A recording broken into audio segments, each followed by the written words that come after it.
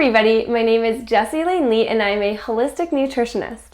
I've partnered with Nutridom today to help everyone out there who is dealing with joint pain. You are definitely not alone, so I wanted to create this video today to share foods to avoid if you suffer from joint pain. So let us dive right in with the first one, which isn't really a food. It's alcohol. We know alcohol, not really the best thing for us. And when it comes to joint pain, it is not good because it increases the inflammation in our body. As inflammation increases in our body, our joints become more inflamed and thus more painful. So we definitely want to try to avoid alcohol altogether if we have joint pain.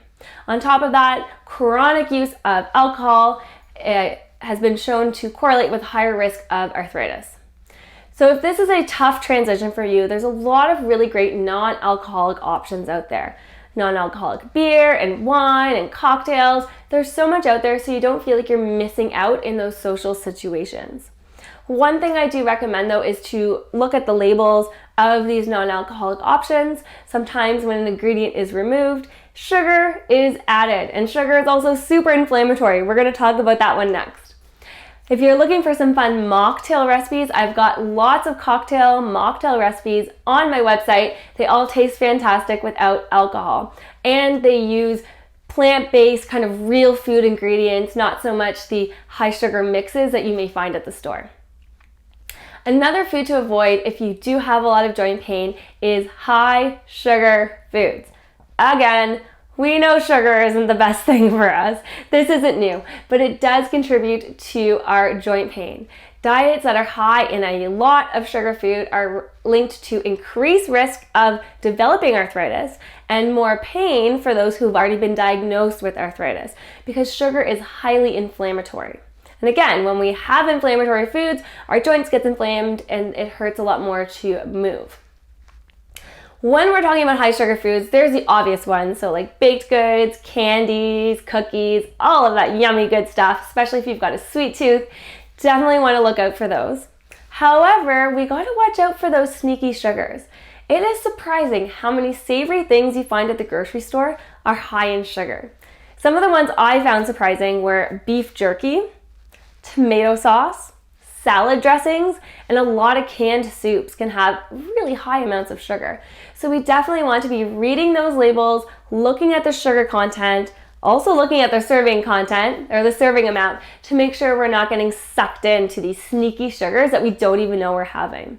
A great option to avoid this is to make stuff at home. So on my website, I've got tons of dessert recipes using more nutrient-dense sweeteners like maple syrup and date paste, and also are a lot lower in sugar than what you would buy in the store. But I promise they still taste good. For soups, I've got tons of soup recipes on my website and a lot of salad dressing recipes as well. Again, naturally sweetened, or it just doesn't need the sweetener. So going to homemade is a great way to avoid those sneaky sugars lurking in our foods. The last thing to avoid if you have that joint pain and inflammation are certain oils. So yes, some oils are fantastic. Healthy fat is actually really good for our joint health, especially fats that are high in omega-3s. However, there's a lot of oils out there that have really high omega-6 and very little omega-3. And when that ratio of omega-3 to 6 is off balance, it can cause, you guessed it, inflammation. So we want to avoid those types of oils. These are oils like corn oil, soy oil, palm oil, peanut oil, cottonseed oil. They're all very inflammatory. My favorite oil for high heat cooking is coconut oil. I've talked about it before. I love coconut oil. It is amazing, but it does have a flavor, so it doesn't work with everything. Another one I like to use a lot for cooking is avocado oil because it can stand up to higher heats and doesn't have much of a flavor. Finally, when I'm not cooking my oils, it's something like a salad dressing. I love olive oil. It has that amazing fruity, peppery flavor that just really adds a lot to a salad dressing, and it has amazing anti-inflammatory benefits as well. Finally, before we go, I wanted to introduce you to a supplement by Nutridom. This is a shark cartilage supplement.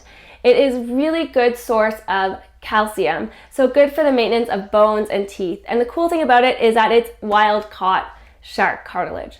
So really cool that way. Now, I don't know about you, I've had shark before, not cartilage, but I had shark when I was in Iceland. at a fancy restaurant, and it was just not my jam. I don't know if they didn't do it well or if I just don't like shark. Either way, great way to get that calcium intake for maintenance of your bones and your teeth is Shark Cartilage by Nutridom. And it's pills, so you don't have to taste it. Thank you so much for watching this video today. Now you know if you are someone who struggles with pain in your joints, you want to avoid alcohol and you want to avoid those high sugar foods and the bad oils, that kind of cottonseed, peanut, corn, soy oil. If you're looking to maintain strong bones and really good teeth, check out this Shark Cartilage supplement by Nutridom. Thank you so much for watching today. I'm sending you love, peace, and healthy eats. Bye!